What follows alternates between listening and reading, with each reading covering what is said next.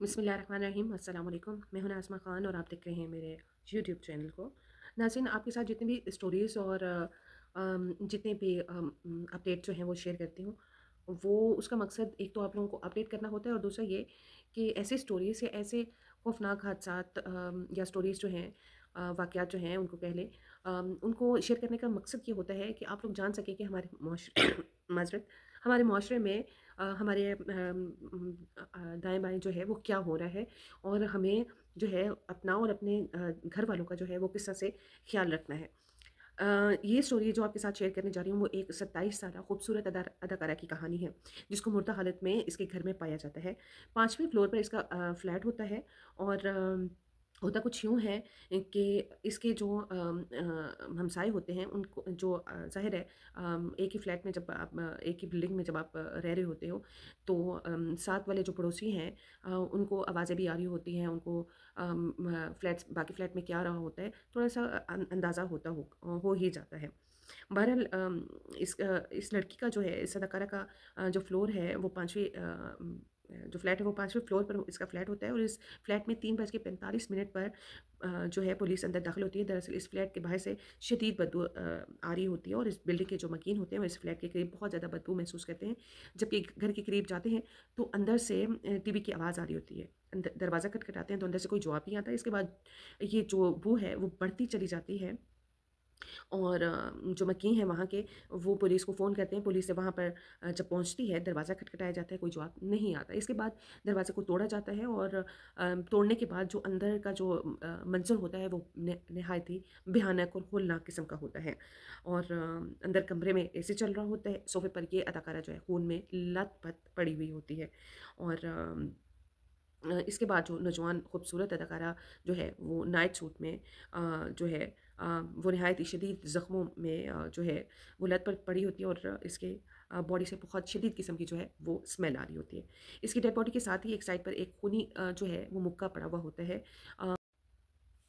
इसी खूनी आले के साथ जो है एक शर्ट जो है वो भी पड़ी हुई होती है, जो कि एक ब्रांडेड शर्ट होती है और जो खून आलूद होती है। इसी शर्ट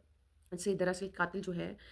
वो पकड़ा जाता है और पुलिस जो है वो कातिल तक पहुंच पाती है। ये केस बहुत ही वायरल होता है और एक बार फिर से ये केस खुल जाता है, क्योंकि ये कातिल जो है जिसको पुलिस ने पकड़ लिया था, इस कातिल ने अपनी बख्शिश के लिए जो है दोबारा रिक्वेस्ट की थी, एप्लीकेशन डाली थी, लेकिन इस दरख्वास्त को टर्न डाउन कर दिया जाता है। अब इस केस पे ये कहानी जो है जो है मैं आपको मज़ीद बताती चलूँ कि ये कहानी जो है सच्ची कहानी और वाक़या जो है ये पाकिस्तान से नहीं बल्कि हमारे हमसाए मुल्क से है। और ये फ्लैट जो है मुंबई में वाक़या एक बिल्डिंग में है और ये अदाकारा, इसका नाम जो है कीर्ति चौधरी, और जो है ये भी अदाकारी की दुनिया में जो है वो कदम जमा रही होती है। इसका ताल्लुक जो है अतकंज से था और आहिस्ता-आहिस्ता अपने काम को ये जो है वो आगे बढ़ा रही थी। पहले ये एक फ़ोन कंपनी में काम करती थी, लेकिन इसके बाद इसकी शादी होती है, जो कि अनफॉर्चुनेटली कामयाब नहीं होती और इसको तलाक के बाद ये दोबारा से शोबिज़ में आती है और छोटे-छोटे रोल शुरू करना कर देती है। यहाँ तक कि इसको एक बड़ा किरदार मिलता है, एक फ़िल्म जहाँ पर एक बड़ी अदाकारा की छोटी बहन का किरदार इसको मिलता है और सुष्मिता सिंह जो है उसके साथ इसने एक उसकी छोटी बहन का जो किरदार है वो निभाती है। आहिस्ता-आहिस्ता जो है इसको मज़ीद किरदार मिलना शुरू हो जाते हैं और जो बॉलीवुड और इंडिया का एक मशहूर नाम है एकता कपूर, उनके ड्रामों में ये आना शुरू हो जाती है। अब इसका करियर जो है आहिस्ता-आहिस्ता बन रहा था, लेकिन आखिर ऐसा क्या होता है कि किसी ने इसको मार डाला और कहा ये जाता है कि ये कहानी सिर्फ़ 6,000 की थी। उसने जिस शख्स से 6,000 देने थे, ग़ालिबन उसने इस लड़की को, जो अदाकारा को, 6,000 की खातिर कत्ल कर दिया। जबकि पुलिस के मुताबिक 22,000 तो इसके घर में पड़े थे। तो फिर असल कहानी की तरफ आते हैं। इसके कॉल डाटा से ये भी पता चलता है कि वो बहुत से मनशियात फ़रोशों के साथ राब्ते में है। वहाँ उसे एक शख्स से एक और शख्स है जिसका नाम आसिफ़ है। आसिफ़ 2016 में मगरबी बंगाल में जो है वो पकड़ा जाता है, गिरफ़्तार होता है और फिर गिरफ़्तारी के बाद जब वो दोबारा बाहर निकलता है तो उसके जो है दोबारा मामलात जो है वो इस अदाकारा के साथ बहाल हो जाते हैं। अ, ये शख्स जो शकील जिसका नाम है, जब गिरफ़्तारी के बाद ये बाहर निकलता है, तो ये वही शख्स है जिसकी शर्ट इस घर से मिली थी। अब इस शर्ट का मामला क्या है ज़रा वो भी सुनिएगा। दरअसल ये शर्ट एक ब्रांडेड शर्ट थी और शकील को अच्छे कपड़े पहनने का शौक भी था और शकील जो है वो ये शर्ट पहनकर क्रेता के घर जो है वो गया था और इसके बाद कत्ल करने के बाद इसकी जो शर्ट है वो खून आलूदा हो गई थी और इसने कपड़े वो शर्ट खून आलूदा शर्ट और जो जो है वो आला है वो खून में लथपथ जो है वो वहीं पर जो लाश के पास वो छोड़ आता है और इसके बाद कत्ल करने के बाद इसकी जो शर्ट है वहीं वो जब फेंक कर आता है तो वो दूसरी शर्ट पहनकर वो बाहर आ जाता है। पुलिस ने देखा कि एक शख्स जो है वो जाते हुए तो ये शर्ट पहने हुए है, लेकिन जब ये जो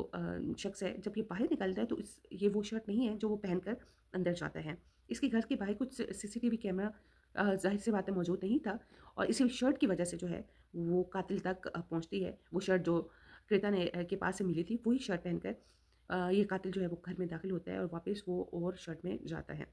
इसके अलावा ये शख्स जो है कुछ चीज़ें ऐसी इन दोनों के दरमियान में अदाकारा और इस शख्स के दरमियान में होती हैं जो कि कत्ल की असल वजह बनती हैं। और एक और शख्स जो इसके साथ देखा गया था जिसका नाम वासुदास था, अम,